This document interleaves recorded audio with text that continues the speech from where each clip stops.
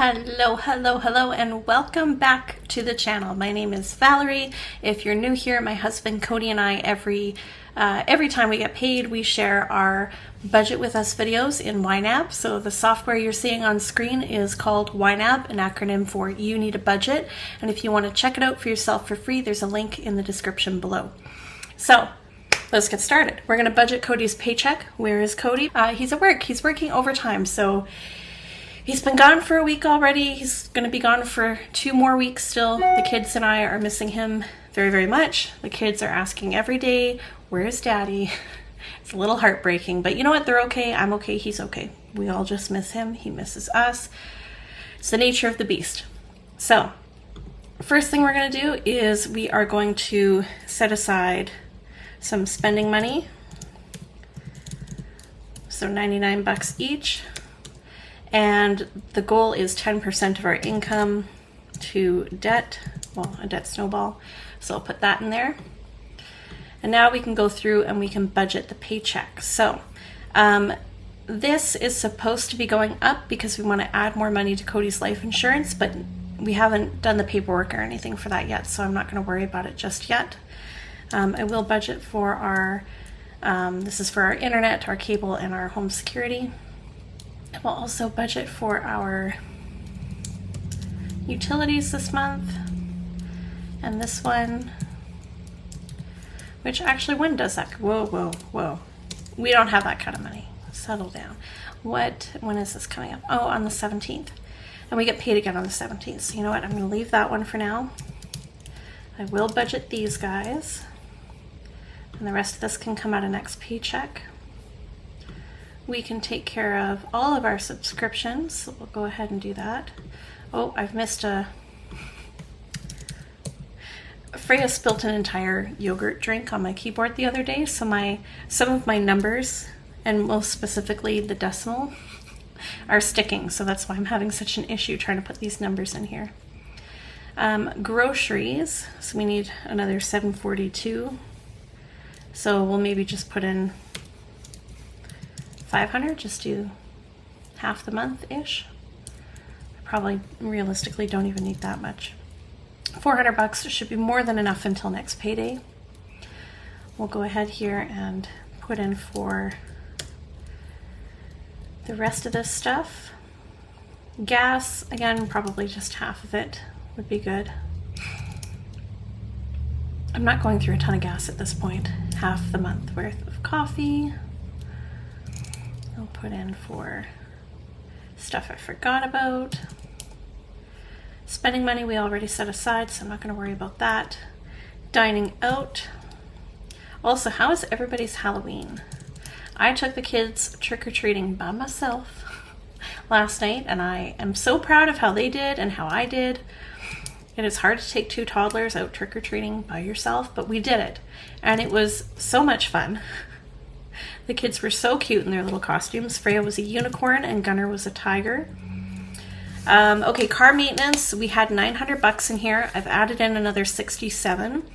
So we're getting our bushings done and the stabilizer links done, which should be about 850, 900 bucks. But then I also wanted them to take a look at the heated seat on the driver's side, because I think the element is gone, or whatever it is that heats the seat, because it doesn't work anymore. But it's $110 of a diagnostic fee. So I was trying to find that in the budget, and I probably could have continued to move money, but we'll go ahead and pull the rest out of what we had in our paycheck here. So $1,010. Ugh. And then what did we spend last month? Last month we spent $775. Car maintenance is expensive as your car gets older. This car is, what is it now? 7 years old? It's a 2016. We have a little baby shower coming up in November and a birthday. Maybe I'll put 60 bucks in there to cover both. Home maintenance, I'm going to need to get some furnace filters right away. Kids fund, we always try to fund. I'm trying to see how far I can get with this money. I mean, the important thing is like all the bills are covered.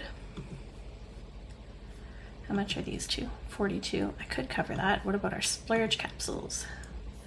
38. let's do that. Oh yeah, and then, okay, so we're saving up for an iPad for Freya. I sold my Apple Watch and used some of the money towards that. I actually got way more than that for my Apple Watch, but I've already bought her a case and then a stylus, not an Apple Pencil, but a stylus for her iPad. And then this is the old one that we used. This is a Fire tablet, a Fire Kids tablet thing. And like, they're fine.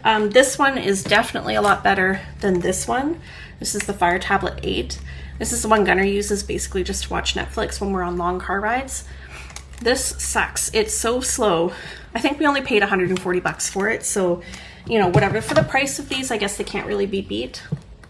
But I don't like how open this is. I know that I can go into the parent dashboard and restrict apps and stuff like that, but it's not the same kind of control as what I get out of an iPad. And the iPads are also just, they're better quality and they're more responsive. So we're going to get her an older, just a regular iPad 9th gen. Here it's $450 Canadian for one of those.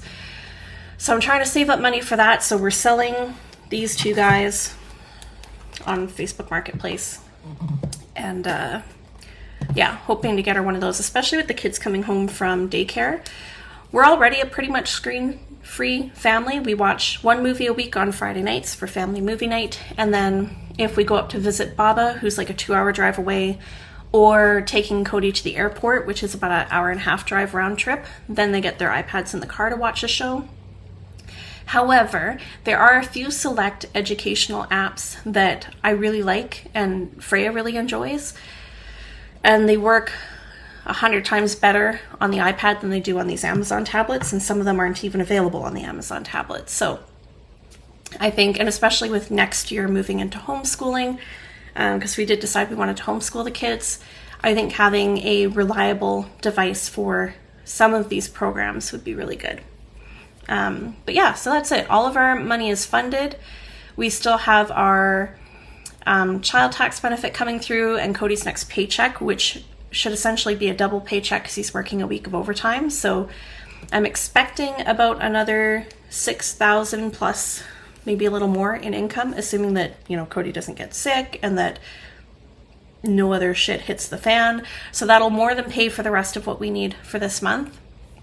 And then we're hoping that extra money can be used for to re-up our Shit Happens fund, which is essentially just an emergency fund. We want to get that back up to $1,000. Pay off our credit card, because we have been carrying a credit card balance now for like, I think 6 months now. And we are the kind of people who never carry a credit card balance. We were always paying that off in full. And now we've just been carrying it, which reminds me, I have to move that $300 that we put aside up here down to our credit card, because that's the first one that we're tackling for a debt snowball. So that'll go down here. But yeah, so that's kind of where we're at. I feel really good about our finances right now. I'm also really proud of the progress that I've made. If you guys are new to this channel, Cody and I can be very impulsive. Before we had kids, we were a dual income, no kids household, bringing in like $10,000 to $15,000 a month take home, just him and I. And it has been really, really, really difficult to come back down from that lifestyle. I mean, we're going on like 4 or 5 years now, and there are still parts where we overspend like consistently, like dining out, for example. We spend on average about $300 a month on dining out, which might be wildly expensive to a lot of people. For us, that's like 20% of what we used to spend, or 15% or something. We used to spend over $2,000 a month dining out when it was just us. It's insane. Like, I look back at these things and I'm like, what were we thinking? So much money missed, so much money not spent well. But Cody had this thought where he was like, well, if you want to get Freya an iPad, just go buy her an iPad. Like, I'm working an overtime shift. We have more than enough extra money, just go buy it. And he's right. We could have afforded to buy it, and we still would have had more than enough money for this month and to go into next month and to put into an emergency fund. But I'm recognizing that I can be very impulsive like that. So I said, no, I'm going to sell my Apple Watch. I'm going to sell the old tablets. I'm going to set aside as much money as I can for this. And if we still have to pay like $100 or $150 out of the extra income you make, fine. But I was like, I can make up the bulk of this purchase by selling things that we're not using, and trying to be more responsible. So I feel really good about where the finances are, about where my headspace is, about the progress that we've made. Groceries is something I wanted to touch on from last month. So last month we spent $877. This is another huge win for us because we spend on average, as you can see here, $1,100 a month. And some things contribute to a higher bill, like I have to eat gluten-free, Cody has to eat dairy-free, and so that makes things more expensive. Our kids can be really picky eaters, which partially that's on me. I kind of just easily give in, like I'll make a meal, and if they won't eat it, then I'll still make sure they eat something.